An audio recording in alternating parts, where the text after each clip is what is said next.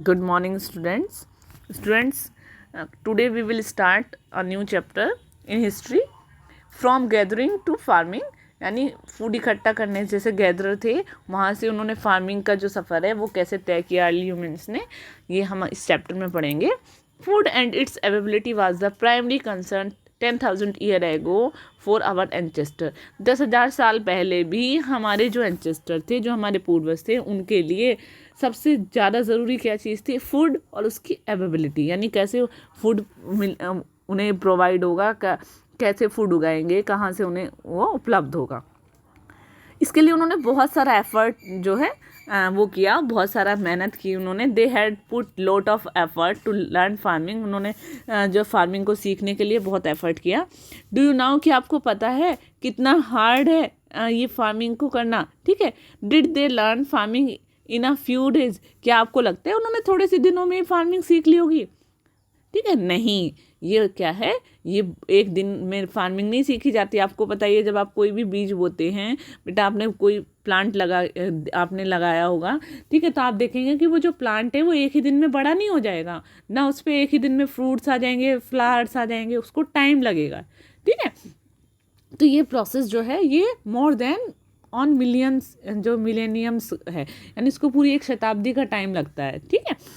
Let's see how early humans become food producer to food gather. अब हम देखते हैं अर्ली ह्यूमंस फूड प्रोड्यूसर से फूड गैदरर से फूड प्रोड्यूसर वो कैसे बना. Okay. Neolithic age, the period from around 8,000 BC to about 3,000 BC is referred to as neolithic period. जो हमारा 8,000 BC से लेकर 3,000 BC तक का जो टाइम है उसको क्या कहते हैं? न्यूलोथिक पीरियड के नाम से जाना जाता है.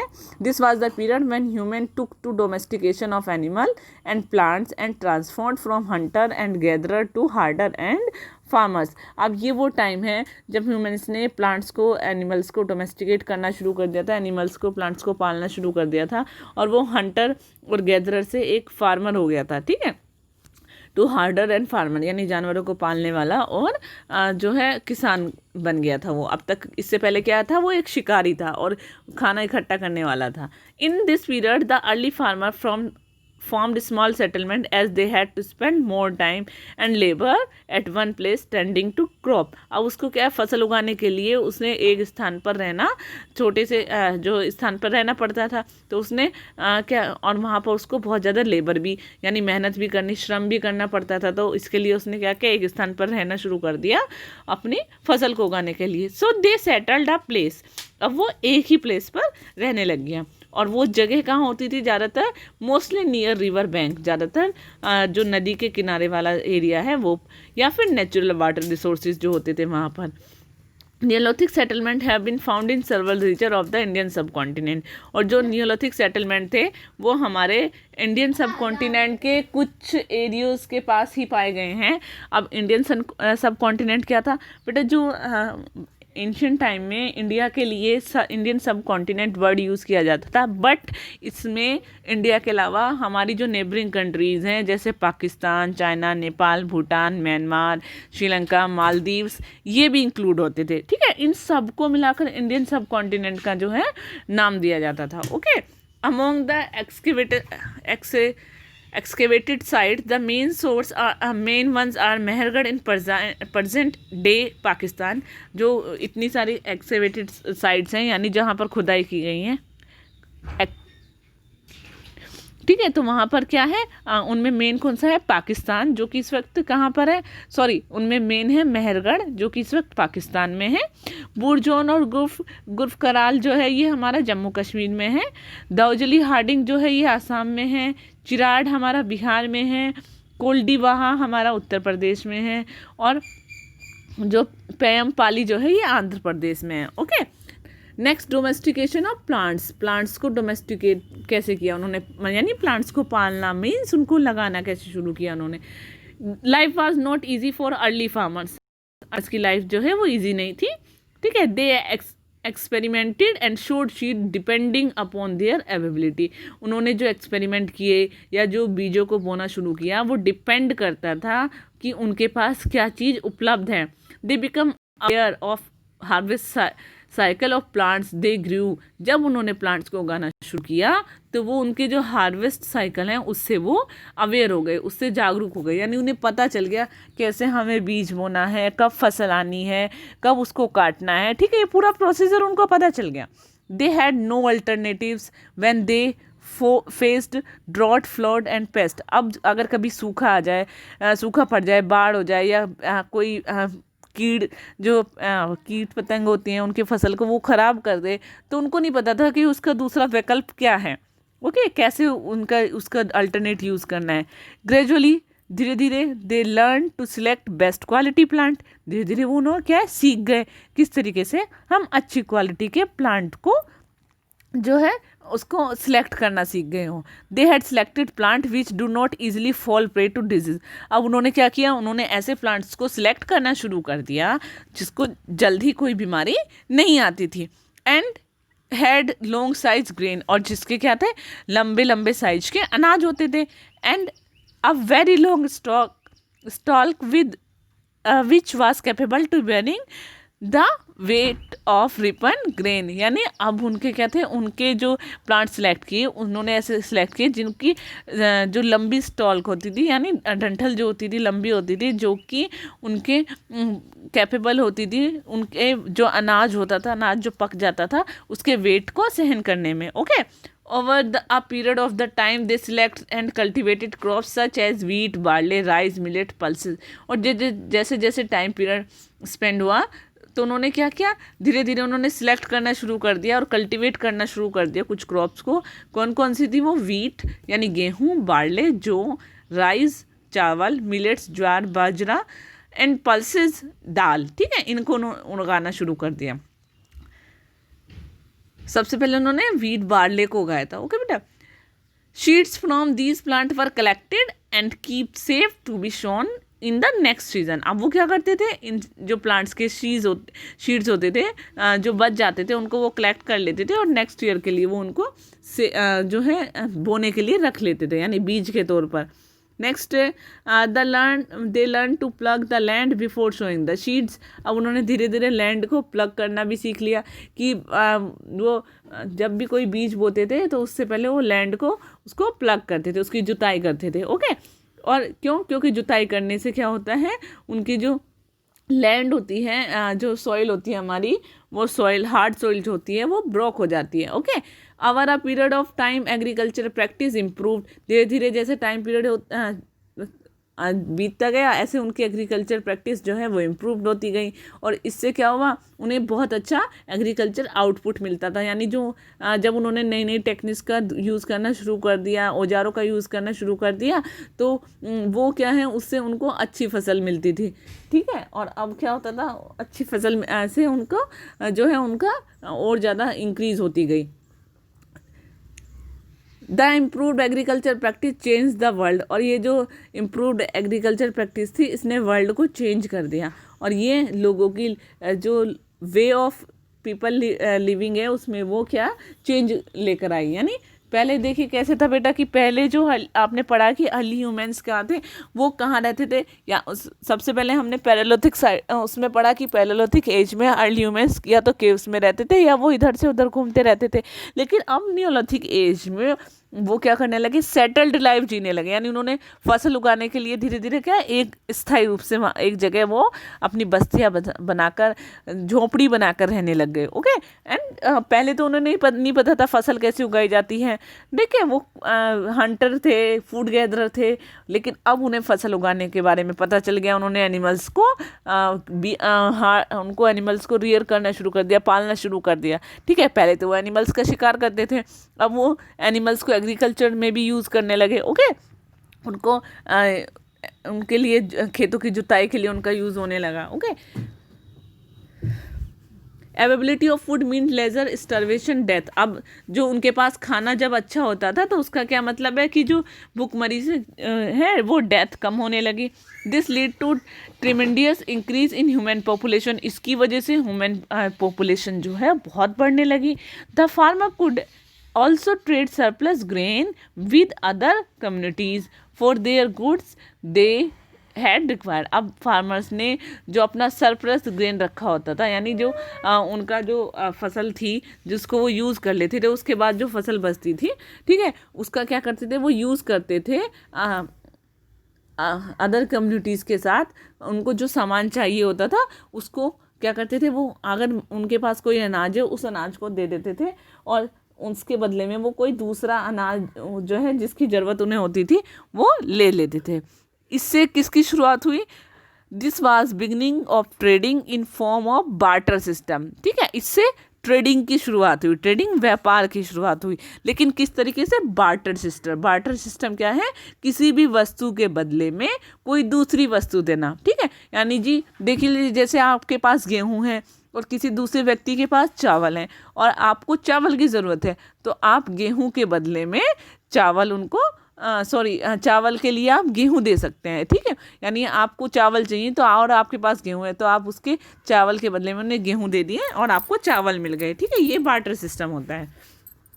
आपने विलेजेस में देखा भी होगा कि बहुत सारी चीज़ें पहले की गेहूं जो है वो शॉप्स पर दे के कोई भी सामान जो है ले आते थे।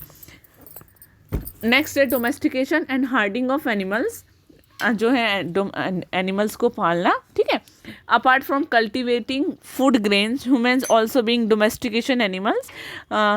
कल्टिवेटिंग फूड्स के साथ साथ, अनाज को उगाने के साथ साथ ह्यूमन्स ने एनिमल्स को पालना भी शुरू कर दिया। They must have realize the benefit of domestication animals.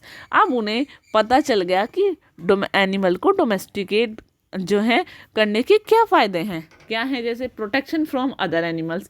अब उनको दूसरे एनिमल्स से प्रोटेक्शन भी मिल जाएगी।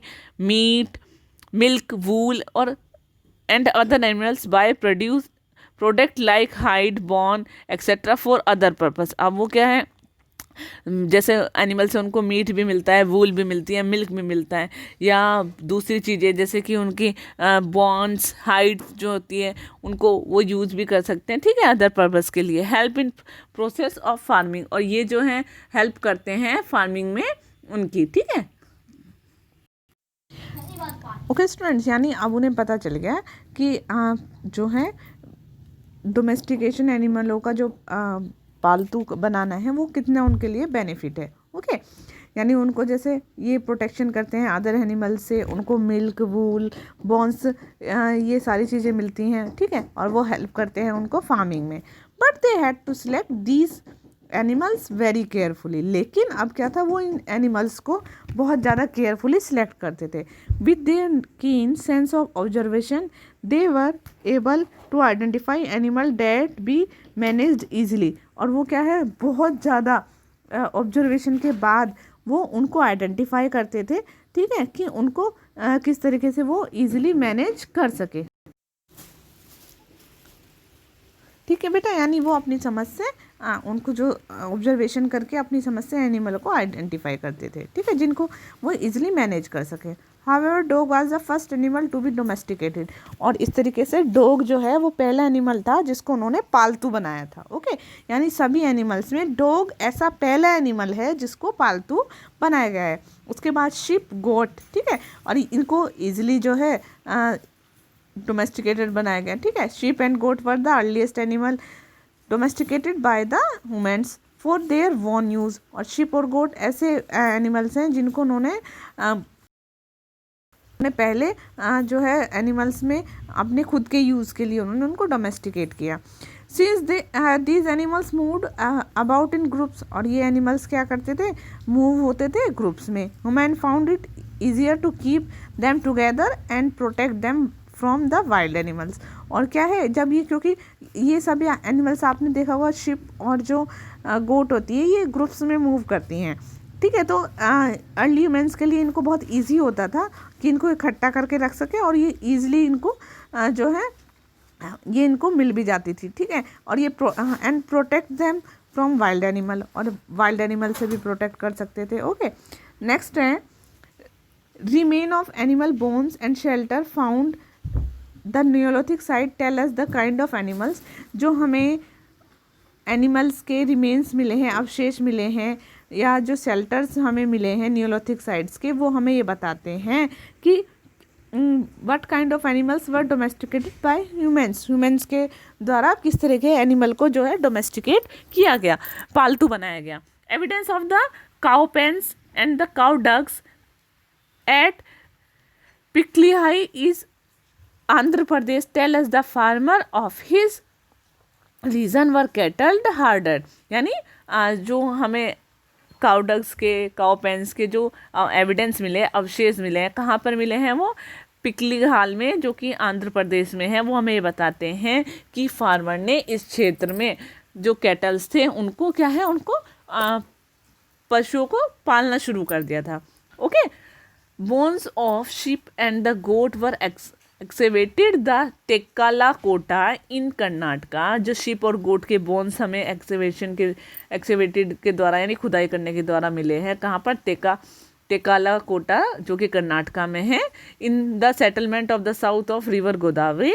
और जो रिवर गोदावरी के साउथ में हमें वहाँ पर उनकी स्थायी जो है बस्तियों के अवशेष मिले हैं. Neolithic people also become herder. Neolithic people जो थे वो पशुपालक थे. For herding only those animal were domesticated that were the gentle in nature and gave animal by produced milk like milk, animal skin, wool. और उन्होंने क्या है, उन एनिमल्स को पालना शुरू किया, डोमेस्टिकेट करना शुरू किया, जो बहुत जो है उनको पालना शुरू किया, पशुपालन उनका शुरू किया, जो कि बहुत इजीली क्या है उनको डोमेस्टिकेट हो सकते थे और जो कि बहुत जेंटल थे नेचर वाइज, यानी ज़्यादा जो है हिंसक नहीं थे वो. ठीक है. और जिनसे उनको बहुत सारे प्रोडक्ट मिलते थे, जैसे मिल्क मिलता था या एनिमल्स की स्किन या वूल्स मिलते थे. ठीक है. To ensure that their flock remain were well feed, they had to go around in search of fresh pasture or grass for grazing. उन्हें ये देखने के लिए कि उनका जो झुंड है, ये जो शिप्स के और जो उनके गोट के जो झुंड है, ये अच्छे से चारा इनको मिल रहा है या नहीं मिल रहा है. ठीक है. तो इसके लिए वो फ्रेश पास्चर यानी जो जहाँ वो चारा चरते हैं ऐसे लैंड्स को उन्हें सर्च करना पड़ता था. ठीक है. जो ग्रेजिंग लैंड थे, ओके, पास्चर के लिए उन्हें बहुत आसपास सर्च करना पड़ता. So the herders continue their nomadic way of life. अब इस तरीके से उन्होंने अपनी जो नोमैडिक लाइफ थी, यानी इधर से उधर घूमने वाली जो लाइफ थी, वो कंटिन्यू भी रखी. ठीक है. क्योंकि उन्हें अपने जानवरों के लिए चारे की ज़रूरत होती थी. Okay. Next, tools. In the neolithic period as people settle down for agriculture. Neolithic period में पीपल जो है एग्रीकल्चर के लिए सेटल रहने लग गए.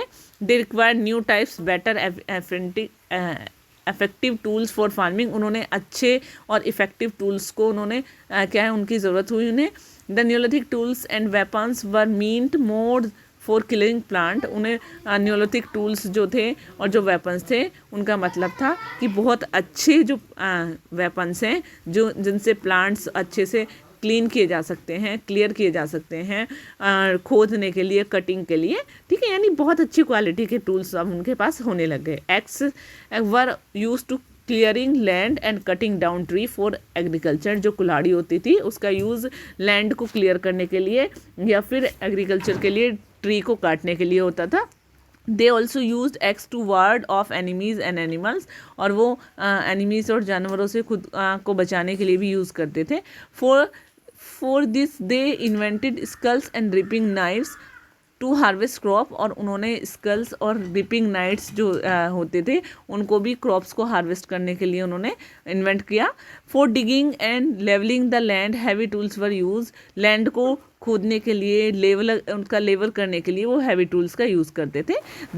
Student look at this. बेटा ये जो है आपका यहाँ पर आपके न्योलोथिक टूल्स और वेपन्स है. ठीक है. जिनका ह्यूमन्स यूज़ करते थे. This tools were well polished with sharp cutting edge. और ये क्या होते थे, बहुत अच्छे से पॉलिश होते थे. और आप देख भी सकते हैं इनकी एजेस जो हैं वो बहुत ही क्या है, शार्प हैं. ठीक है. और अच्छे से कट हुई हैं. And were in different size. और ये सारे अलग अलग साइज में दिख सकते हैं.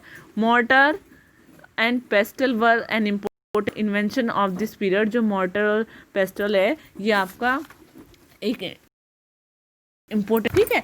Wooden plug was also invented during this period, और जो वुडन प्लग्स थी उसका भी इन्वेंट किया गया था इस पीरियड में। ओके स्टूडेंट, देखिए ये आपका हैंड एक्सेस है, और यहाँ पर वो अलग अलग न्यूलिथिक ह्यूमन्स ने जो टूल्स बनाए हैं वो भी हैं आपके। ओके ठीक है, यानी मोटार और पेस्टल जो थे, जिसको ओखली और मूसल कहते हैं, ठीक है, वो भी बहुत जो है इन्वेंशन था इनका, बहुत इम्पोर्टेंट। वुडन प्लग यानी जो आपका हल है लकड़ी का, वो बहुत बड़ा इन्वेंशन था। यहाँ आपने देखा ना, ये हैंड एक्सेस है, ठीक है।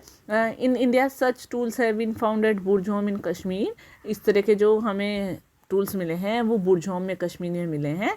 मास्की, ब्रह्मगिरी, हालूर, नासिरपुर इन कर्नाटका, ठीक है। यहाँ पर हमें ये इस तरह के जो है टूल्स मिले हैं। ओके नेक्स्ट है pottery. Due to surplus production के कारण ये जो ग्रेन्स थी had to be stored safe place for food and seed to be use in next cycle. और क्योंकि इनके पास जो है प्रोडक्शन बच जाता था, तो इसके लिए क्या करते हैं, ग्रेन्स को स्टोर करके रख लेते थे किसी सुरक्षित जगह पर अपने खाने के लिए, और फिर नेक्स्ट ईयर के लिए यूज़ करके। Moreover for farming study and hollowed object were required carry water. और फार्मिंग के लिए या फिर उन्हें वाटर को कैरी करने के लिए, ठीक है, उन्हें क्या है, सॉलिड ऑब्जेक्ट्स की ज़रूरत थी। They lead to development of pottery, और उसके लिए उन्होंने क्या है, पॉटरी का डेवलपमेंट किया। So slowly neolithic man started making clay pots first with hand and then on potter wheel. अब उसके धीरे धीरे उन्होंने क्या किया, न्यूलिथिक मैन ने स्टार्ट कर दिया क्ले प्लॉट, जो मिट्टी के बर्तन थे उनको हाथ से बनाना, बाद में वो किसी व्हील से बनाने लग गए।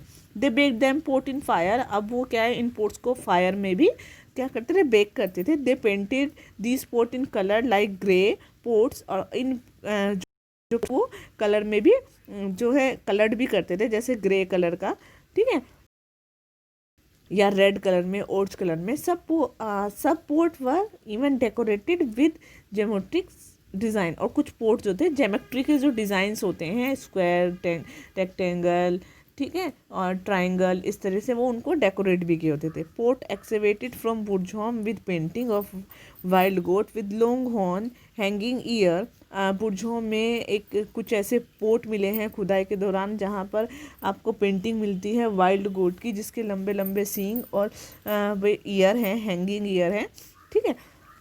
तो आप बेटा यहाँ पर देख सकते हैं कि इस तरीके के जो हैं ये पोर्ट, ये उस टाइम पर हमें मिले हैं। Okay next, early pottery vessels known those made by the जो ट्राइब्स। सबसे ये आप पुराने टाइम में पोट्री देख सकते हैं जो जोमन ट्राइब्स मिली हैं। The Japanese are the descendant pro as ancient hunter gatherer Jomon culture known some of the oldest known pottery vessel to world called. तो जोम के द्वारा पोट्री बना जो उन्हें वेसल्स मिले हैं वो जोम पोट्री के नाम से जाने जाते हैं। अब है vessel invention of wheel. Wheel का आविष्कार कैसे किया, कैसे उसकी खोज हुई, ठीक है। One of the greatest invention of this period was the wheel. सबसे जो ग्रेटेस्ट इन्वेंशन था वो व्हील ही था। Use of potter's wheel made pottery more durable, large and shapely. और जो पॉटर्स होते थे वो व्हील का यूज़ करते थे पोट्री के लिए, ठीक है, उनको शेप्स देने के लिए। ओके बड़े बड़े पोट्स को। The invention wheel has revolutionised the way a human being travelled transported good from one place to another. ये जो व्हील का इन्वेंशन था ये एक क्रांति से लेकर आ गया अर्ली ह्यूमन्स की लाइफ में। उन्होंने क्या किया, ट्रेवल्ड शुरू कर दी, ठीक है, ट्रांसपोर्टेड गुड्स को, यानी अब व्हील जब बन गए तो उन्होंने ट्रेवल्ड करना शुरू कर दिया और ट्रांसपोर्ट करना शुरू कर दिया गुड्स को एक जगह से दूसरी जगह। It also lead to art of spinning. और ये क्या है, इसकी वजह से स्पिनिंग की आर्ट भी आई। The invention of wheel is thus considered to be landmark in human history. और ये जो इन्वेंशन है व्हील की, ये ह्यूमन हिस्ट्री में लैंडमार्क है, ठीक है, एक बहुत इंपॉर्टेंट पॉइंट है। The oldest known wheel found in archaeological excavation is from Mesopotamia and dates to around 3500 BC। जो सबसे पुराना जो व्हील मिला है, जो हमारी पुरातात्विक साइट्स जो होती है यानी आर्कोलॉजिकल साइट जो होती हैं जहाँ पर खुदाई की गई है, कहाँ पर मिला है? मेसोपोटामिया में, जिसकी डेट है लगभग 3500 BC। Okay students.